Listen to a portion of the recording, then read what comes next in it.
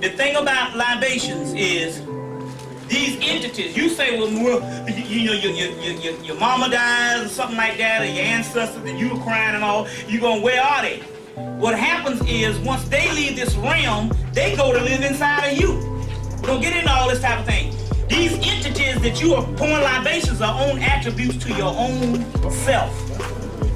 You see, what you call God is called nothingness.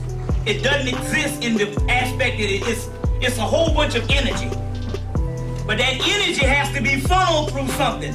So God's only existence is through man and woman, or the black man and the black woman. You understand what I'm saying? You have an ocean of water, but it ain't shit till it get into the glass. You see what I'm saying? You're the microcosm of the macrocosm. You got an ocean of water. Is not the ocean of water, if I dip a glass in the ocean of water, is not the contents in the glass the same as the contents in the ocean? All right, then the God energy that's in you is the same contents. That's all that is. God is all potential. God is what is called all potential. The nothingness in its potential. It's a big mass of energy. But man and woman, or the black man and the black woman, is the perfecting agent of God's potential. What exists seemingly in God unfolds and manifests in your ass. So therefore there is no God but you, because the simple fact that you are the agent. You get an old crippled ass old white Italian Godfather. He can't go out and kill nobody. He gotta go hire the hitman. You are the hitman. You are the agent. So you are the only God there is, because the other stuff is just a big ball of energy. You see what I'm saying? It might be all-knowing and all that kind of stuff, but it can't do jack in the creation process now unless you're doing it. You understand? From the nothing you get the absolute, and you are the absolute of God. In the Zohar it says that man says that God is on high, while the angels in heaven say God lives on earth.